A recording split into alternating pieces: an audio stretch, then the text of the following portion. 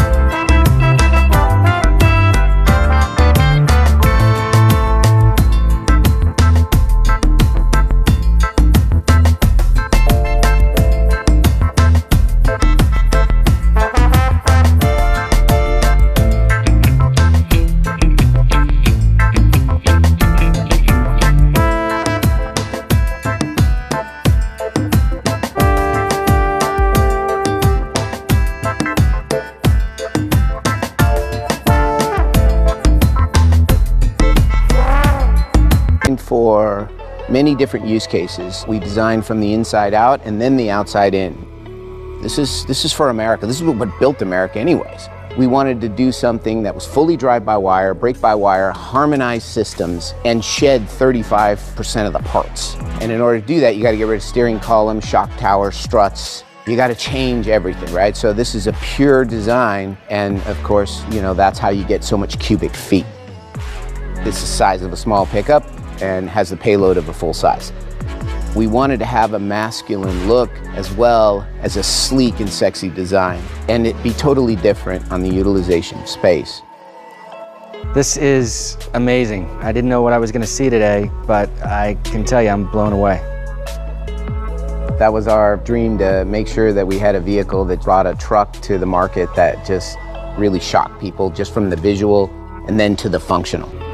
I see so many different, unique consumer use cases in this vehicle. And you know, most of the time what I've seen in vehicles, they're built one thing, one size fits all. This seems like there's so many different types of business people or working people or consumers that could adapt what I see here to their own lives. I wanted to be a part of a design structure that was designed not only for the first owner, but for the second and the third owner. People want a return on capital, and in order to do that, you have to have a lot of modularity. And so I can do things like have a workbench, and it's an aircraft cargo style, so you know, it's interlocking and accessorizing, and I can make this for my use case. You know, this is very functional structure. At the same time, maybe I want to put a camper shell on this and have access through the cabin to the cargo area. And of course, it has a full roll down window. Let me show you one use case that I think is pretty powerful. Let's say I'm a catastrophe insurance adjuster, or I'm a plumber or an electrician or whatever. My tools can go in here and my batteries are charging automatically because this is a power plant, right? And so I got the ability to have a workbench here. Or if I'm front gating at my favorite event, I've got a bar here. You know, I've got power plant here as well. So I have plugs, USB, mini USB, whatever you want. These are all accessorizable. So again, taking that concept about, you know, let's build something that people can personalize rather than we're building it to industrialize. So you can have workers with a table saw over here, and you could do that all day long and you wouldn't hit 10% of the battery life. That's amazing. Looks like I can rack up all my gear inside of there and I don't have to take it out at the end of every day. I can just, it's charging and That's 28 minutes a day. And so what we wanted to do is give that time back to the company and to the people. So that's just one example of a use case. Another one is the way you can ingress and egress out of the vehicle, which is really important.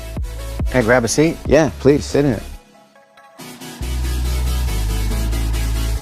Now notice how you're not like snaking in around a steering column. When you don't have a steering column, you can push things forward and you can give them a bigger space. And that bigger space becomes super functional. And I can personalize this. I can run bucket seats, I can run a bench seat system, I can run a 3-seat system. Again, the driver is very far forward, but yet he's in the safest bubble zone. These are like similar to our approach on the delivery vehicle. These are designed for you to put your accessories on. You know, if you're a guy that you use a big cup, a small cup, you can buy the accessory for what you need. In addition to that, this is an additional secure toolbox area that you can buy an accessory to put in there, and I can keep my flashlights, my gloves, and yet when I want to take my significant other out, none of that stuff's seen. At the same time, I can get it with a full infotainment system, but if I'm a guy that has a fleet of 500 trucks and my guys are working on it, well, maybe I want to use something as low cost as a simple Android or iOS device to be the interface to the vehicle. It's maximizing technology to allow for the utilization of space and make it for me. You know, people talk about hardware and software. They can't function without each other. Like, electrify my environment and make it very modular and mobile to me. Down below, we have a set of other toolboxes or safety boxes. I have a built-in step, but if I wanted to do something else in here, I have my first aid kit, my flashlight. Again, multiple functions, adds in structural integrity, helps me get access here. I just think about all the times I've had to put gear on top of my SUV and I'm always falling off and trying to like not kill myself doing it. This is amazing. Yeah, so we wanted something where you can gear up quick, you know, whatever you want to do, or if you want to put your equipment up here. And of course, because it's interlocking like this, you have the ability to put a ladder rack in here that could go across like this and be fastened. Again, this is just about thinking about how people use a truck. At the same time, you know, I want my wheel chocks because I like to dirt bike and I want to be able to tie down easy. The gate design is very different here on this vehicle versus other vehicles because there's functionality purposes. My slat wall comes to life. I can keep my tools, you know, keep my water, my drinks, because otherwise you're going to drop these things on the ground. And of course, here's a way to get hurt, you know, and so just thinking about keeping people as safe and strong as possible.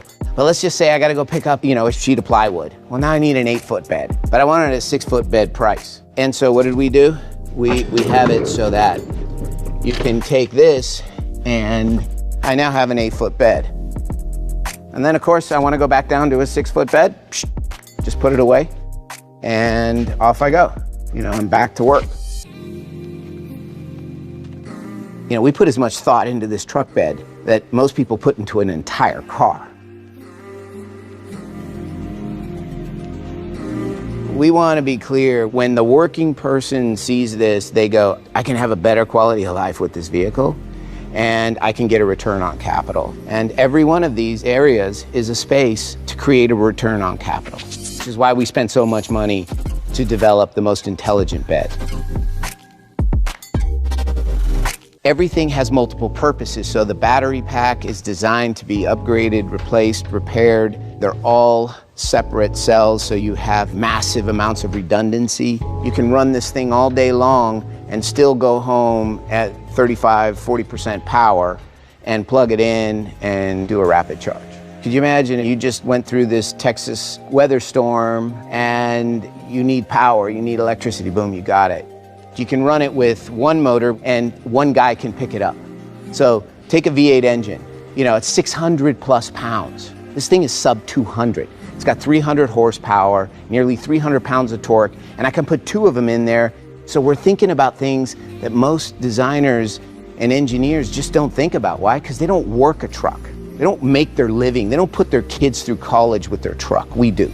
Like, this thing is just us. What we want to do is be able to give you access to the data platform. I'm selling it to you, and I said, hey, look, take a look at the data. You pull down the data, it auto-calculates the wear and tear on everything, and it tells you, here's what you need to do if you want to get another 200,000 or 300,000 miles. And that dictates what you should pay. Because we should be able, with technology, right? We should be able to price it to the exact miles driven and the way those miles were driven. At the same time, let's say I work it and I damage this is easy to replace. It's easy to repair. You got to build something for the second owner. Why? Because you actually then care about the first owner, because he's going to be able to sell it for what it's worth. You know, we spend a lot of time on things that most people would think silly, like the quality of the hinges. The worst thing I hate on second vehicles is sagging hinges. I hate that. You open that door and it doesn't feel solid, you know, it's going to hit the residual value. Hey, one of the things you shared that was impressive to me is that you've got this unbelievable range of features in the vehicle, and most of the time when people get a vehicle like that, the assumption is the cost of maintenance are going to go up. And it sounds like the way that you've designed it is the exact opposite. You get more, but to service it or maintain it is actually less. So the environmental considerations surrounding this vehicle is very different than any other vehicle that's out on the road today.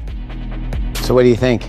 It's amazing. I really appreciate the opportunity to come in. This is a fantastic vehicle, and I really think it's going to transform experience for everybody. And I can tell you that I want one, and my wife will want one, my kids will want one, so thank you. Thanks for being the first person here that got to see it. I mean, it's a special day for us, and that gave me goosebumps. I'm so pumped.